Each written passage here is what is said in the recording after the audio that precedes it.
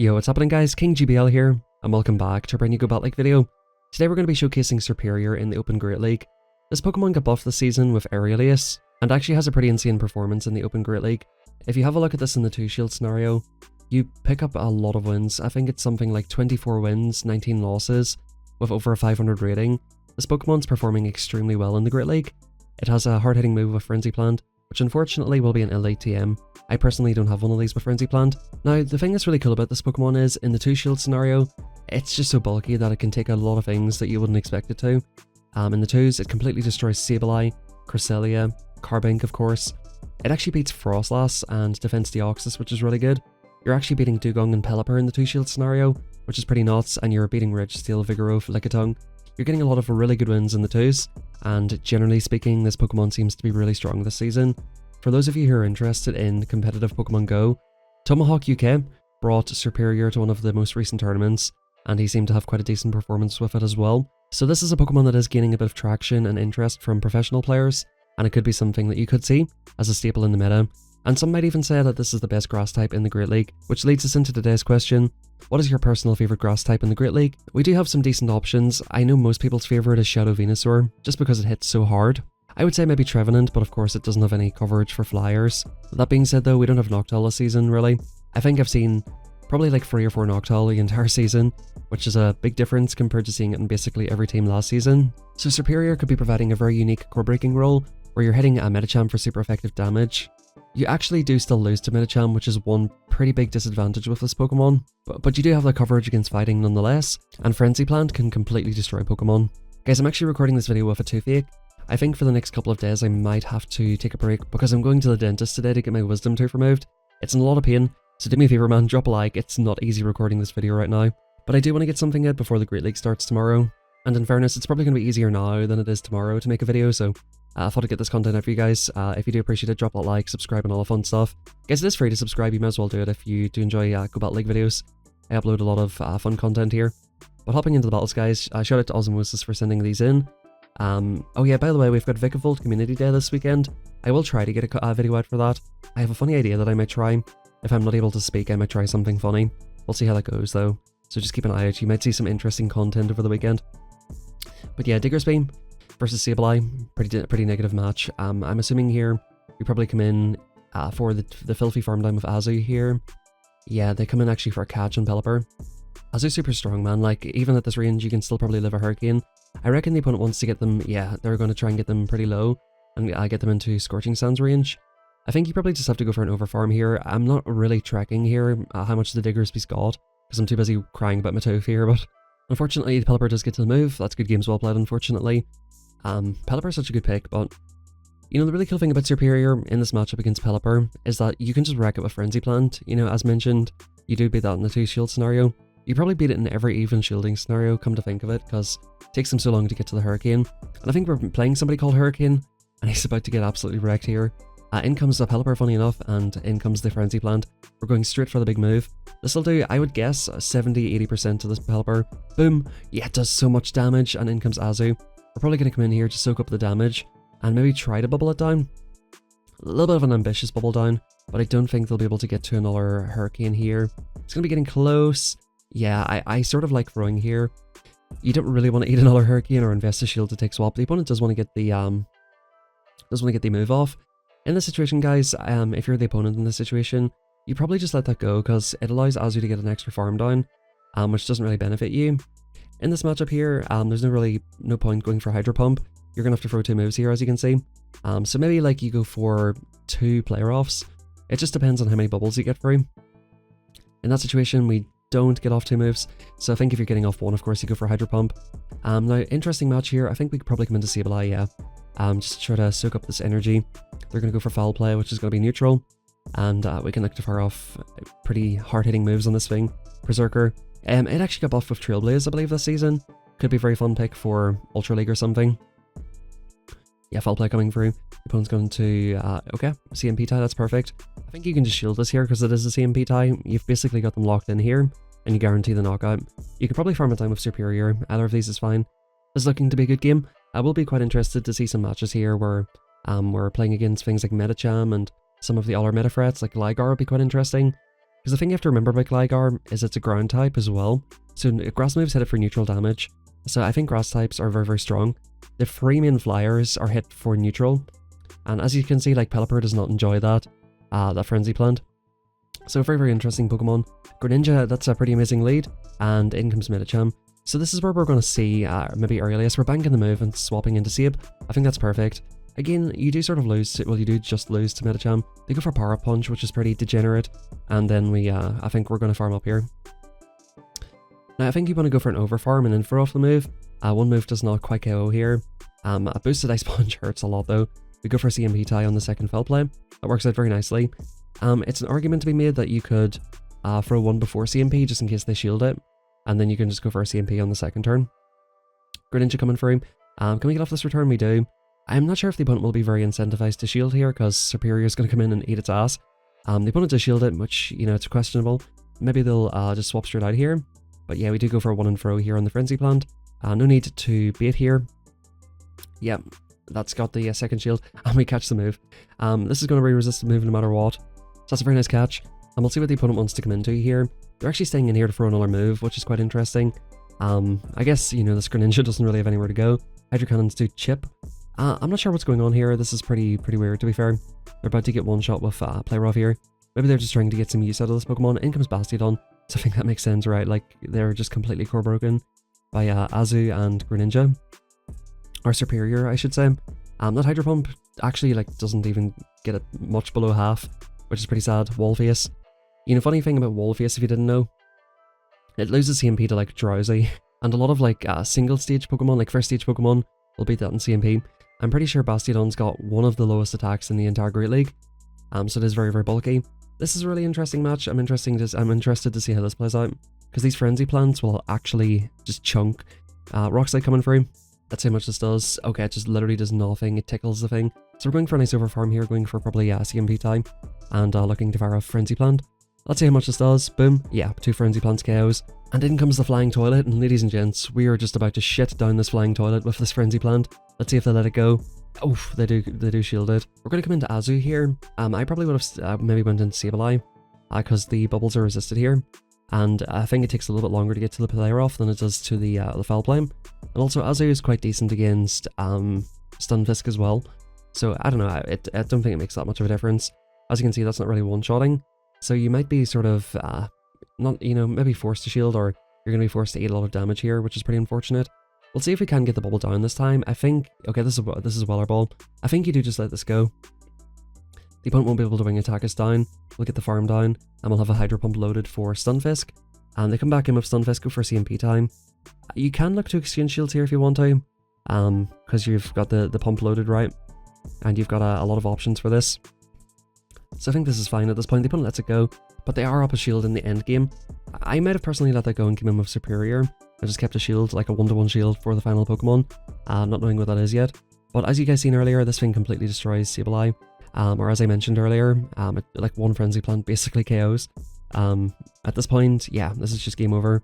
They're going to have to get to another Foul Play. We've got a Foul Play loaded, which is going to get them super, super low. Actually, this might get close if they go for a perfect overfarm. We'll see how this goes. Yeah, they can't really afford to overfarm, because of course these Shadow Claws are just adding up too much. And at this point, we should be able to Vine Whip it down. Yes, we do, just about. That was getting a little bit dicey in the end. So yeah, I think you probably just save a shield, but I think it worked out pretty well. I think that's one thing I've done a little bit better this season than last. I'm starting to invest shields a little bit better, because I think sometimes it's easy to shield up a bad move. Serperior comes into Runerigus. This is about the best lead you could ask for. And in comes Ferrothorn. We don't have a direct answer to this, but this is where earliest coverage comes in pretty clutch.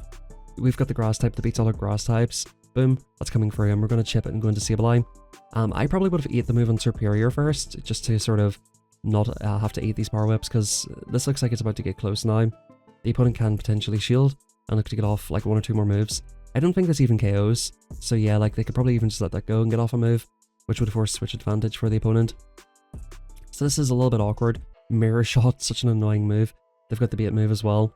And like we might even have to shield this if we want switch as well. Ferrothorn looking like a pain in the ass out here, and yeah, they're just spammy.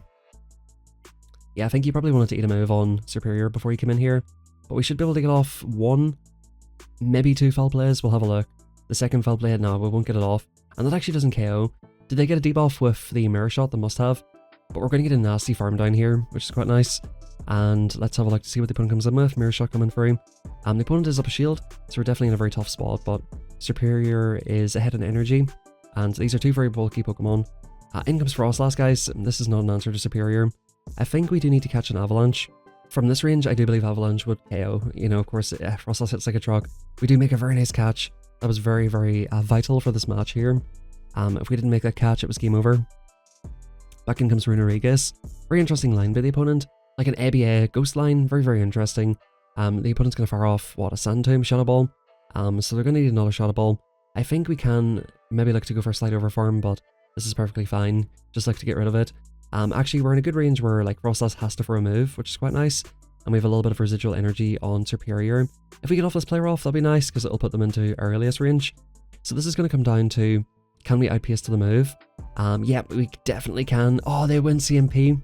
Super unfortunate, super unfortunate. I think the opponent just went for a very nice overfarm, and that's good games. Definitely a very unfortunate loss, and great energy management by the opponent. So in comes Galvantula. This is a very positive lead. Aurelius and, well, Frenzy Plant would be resisted. Aurelius is neutral here, of course, with the bug typing. So the opponent shields that one up. We may have to start respecting lunges. So this may not be a great match in the end, because they're going to debuff us so much that Aurelius is not going to do that much. We do end up going for the Aurelius. I would imagine Aurelius, if you guys don't know this, is like a elemental punch clone. I would imagine Frenzy Plant probably does more raw damage, even if resisted. So we probably do start throwing Frenzy Plants. I don't know that for a fact, but I would imagine that's the case. So they're going to throw a move. They can go for a neutral lunge or neutral discharge, which is pretty annoying. I hate lunge, man. It's such an annoying move. In comes Azu. Ordinarily, you can take this out with 2 returns. But yeah, of course, we're debuffed now at this point. So the opponent is basically free to go for a big overfarm. That return's still done quite a lot, so the opponent may not want to eat another one. We do settle for a foul play here, which puts a little bit of a chip into it. And, you know, we just kind of need to hope this thing's not running Ice Beam. You really should be running Player Off and Hydro Pump on Azu this season, just because of what the meta is currently. We'll see what the opponent is running. I do quite like... I don't know about that one, to be honest. I do like coming into Azu and just absorbing the energy. We get a little bit of a head start. As you can see, that fucking destroys our Serperior. So yeah, I think you probably just come into Thick Azu and just chill and eat all that energy. Back in comes this thing. We will outpace it now, and we're not debuffed anymore. So this is looking pretty good. Hopefully there's something that Azu can take care of in the back. And it is a Whiscash. It's a Wish Daddy Cash. It's not going to be able to farm us down, and yeah, very good games. As you're seeing, like, grass types are just not being respected in the Great League currently. There's a lot of teams, like that was a double water team. And of course with Aurelius coverage, you're able to take out the spider as well. Just a ton of teams not respecting grass, and you're about to see here versus Gligar. You might see it later on if the opponent swaps out. They're actually staying in to get off a move, by the looks of things. But like, one Frenzy Plant does a ton of damage to Gligar. It is neutral. Like, that's a neutral foul play. In comes Dugong. Very interesting how the opponent farmed up just an absolute ton of energy. If you're throwing against Dugong, you throw in 7 for good timing. And yeah, foul play coming through. The opponent lets the first move go. I would expect this to be a drill run. Usually if the opponent lets the first move go, that means they're just going to try and go for damage, but they actually do go for the Icy Wind, which I guess makes sense, right? They're probably going to have to eat this move no matter what. Drill run probably doesn't KO, so it probably makes sense. The opponent farms this down, unfortunately, and they'll have an Icy Wind coming for Serperior. I think you come in with Azu, yeah, and just farm it down. Even if they go for drill run, that's perfectly fine. But there's quite a lot of debuffing Pokemon this season, which is quite an annoyance. And we're going to swap straight out of here, which makes sense, right? Clear the debuff. And we'll see what the opponent has. They come in with a Hitmontop. This is actually insane. This is where Serperior is really going to shine. Having Aurelius on a grass type is just really nice for situations like this. Unfortunately, like, Hitmontop is bulkier than you would think it is. You know, we think about Triple Axle, of course, would do a lot, and these counters are going to ramp up here. So I'm thinking probably Hitmontop, just, it's kind of like Power Punch. It's just going to ramp up through the Serperior, unfortunately. So maybe this is a losing match with Hitmontop. We're going to stay in here and try and get off as much damage as possible, though, and maybe get the opponent's final shield. And I think at that point, you probably look to come into Azu. I think, yeah, come into Azu now, try to farm it down, and look to get off a move. The opponent will get off, like, a close combat or a triple axle, but it's all resisted, right? Close combat. That chunks, though. And the opponent comes back in with Gligar. Can we survive a dig? We can't easily survive a dig. We're going to go for player off. At this point, you don't need to go for an overfarm because the hitmontop's super low, and they're going to have to basically commit to a counter down, which is not really going to happen. So yeah, very good games, well played. And you're seeing like that extra coverage is quite nice. I think Venusaur probably threatens a shield, but Aurelius is so spammy, and like 2 Aureliuses will take out the hitmontop, which is one of the bulkier fighters, sorry. So very good lead here. We can go for Aurelius or we can go for Frenzy. They go for a move straight away, so I'm guessing they're on Aurelius or X-Scissor. They go for Aurelius, right. I think this is a winning match. I think you could probably play this in the zeros. Maybe not actually, because they do win CMP. That's just a lot of chunks. The opponent comes into steelix.